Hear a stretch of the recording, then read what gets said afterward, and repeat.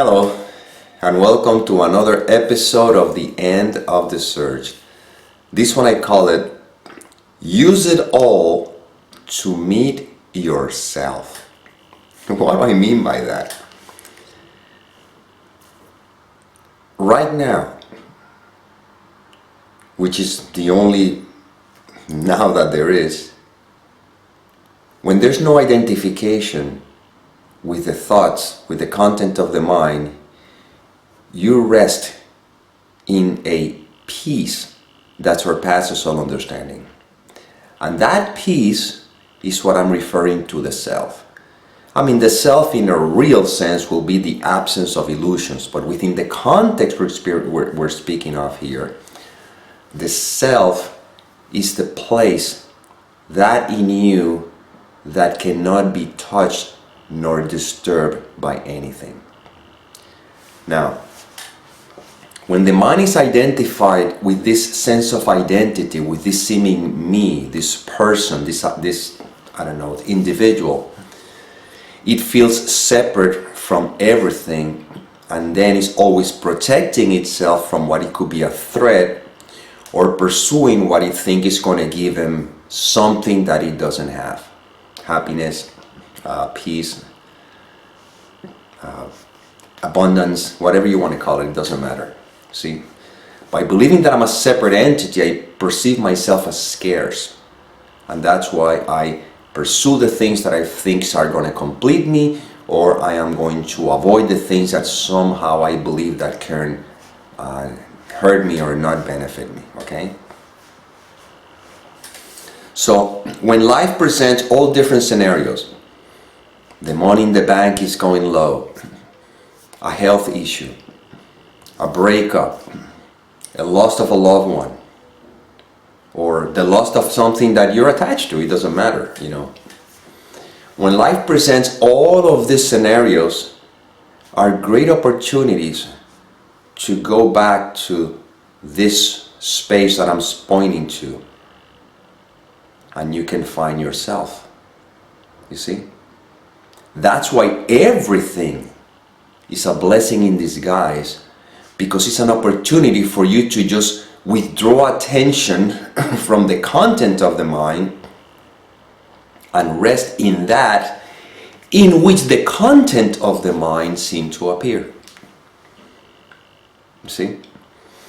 And the more you become acquainted with that peace, you know, with the sense of being, in spite of whatever may be happening, in spite of the feelings that may be coming up, in spite of the sensations, in spite of the thoughts, in spite of the circumstances, you're free.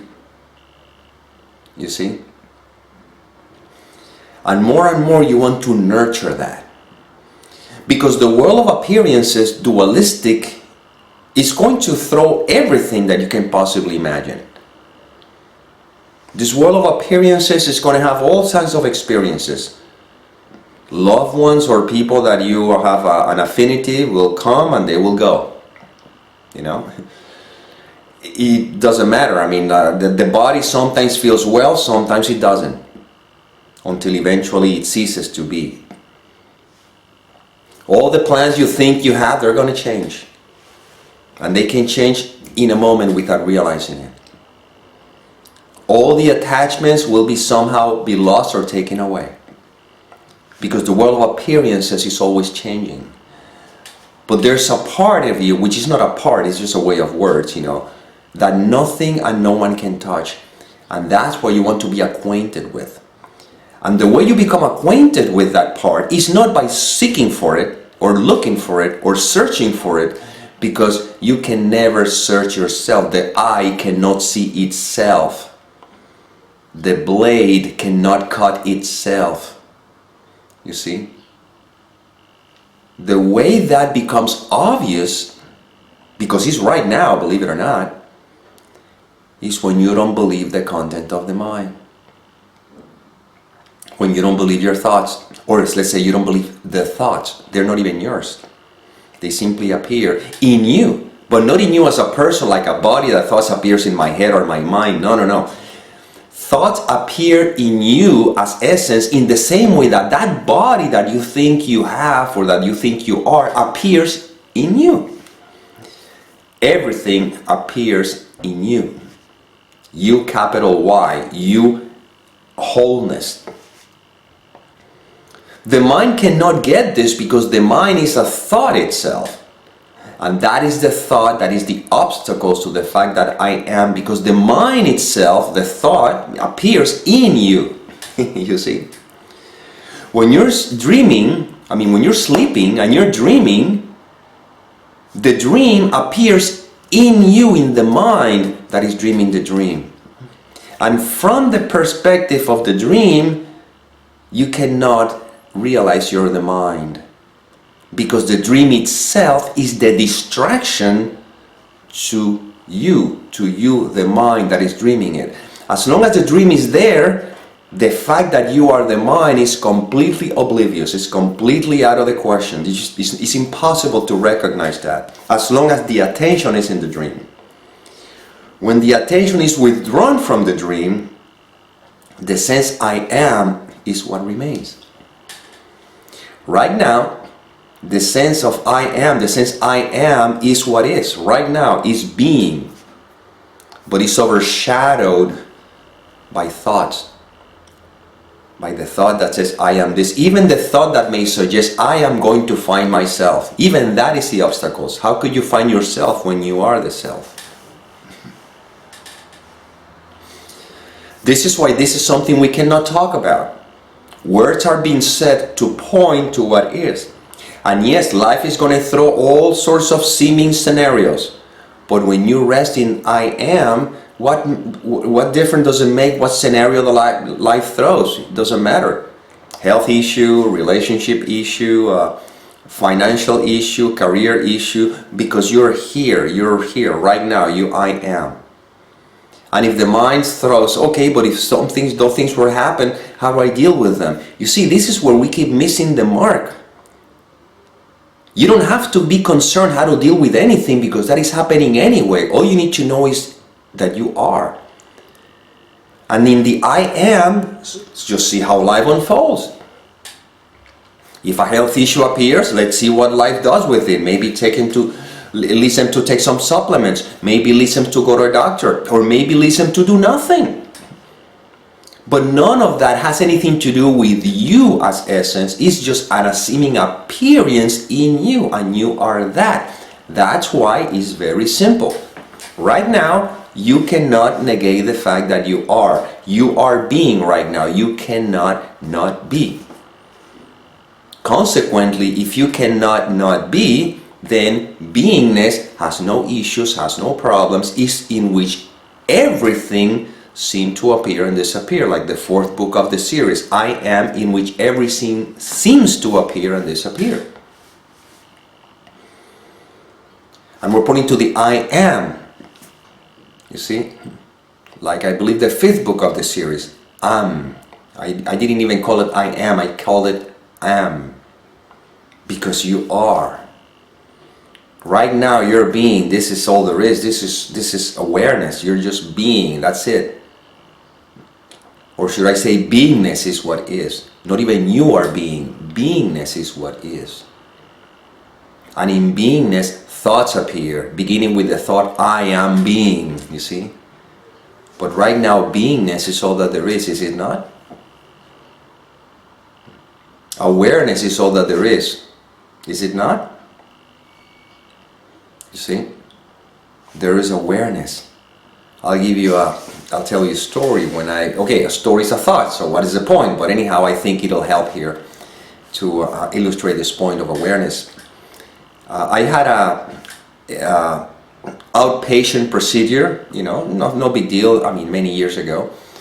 And I had a choice if they put me on anesthesia or not. And I said, yeah, give me the anesthesia, I'd rather do it that way. So anyhow, when I was coming out of the anesthesia, it was a slow process. It was a period in which awareness, there's awareness, you see, but it didn't register as if I was being aware. It's just pure awareness. And then little by little, the mind begins to engage and began to translate. But before that, there's my friend, she was holding my hand. There was awareness, but I was not even conscious that she was my friend and she's holding my hand. All that I know, it was just pure awareness. And then in the awareness, little by little, I was coming into conscious, and I was seeing these images. You see, but awareness is happening, you see?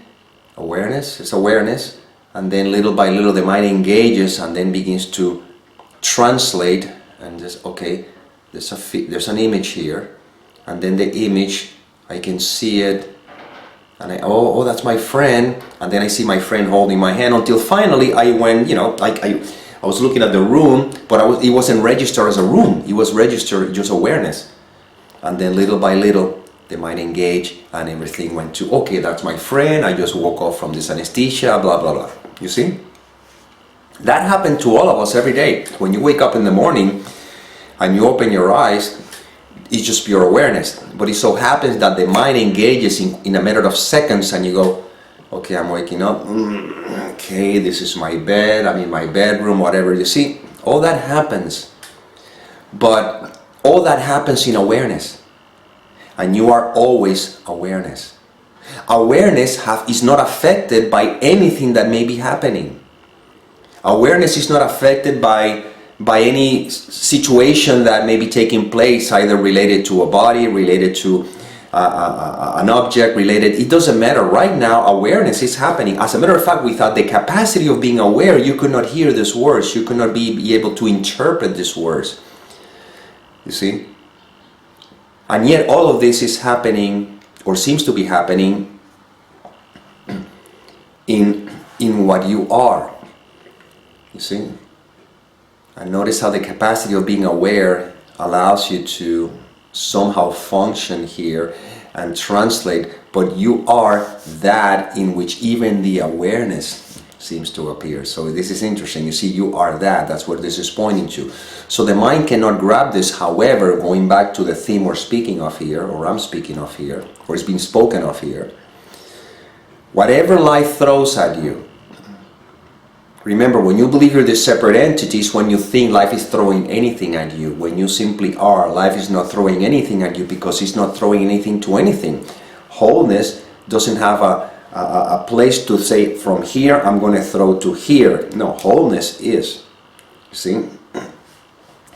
However, while it appears as if you feel that you're this seeming me, when life throws anything at you, use them as a great opportunity to rest in the fact that I am, so you can have the direct experience once again that there's place in you which is actually you. It's not in you, it's actually you. That nothing and no one can touch. And that's how fear is eradicated. Worry is eradicated.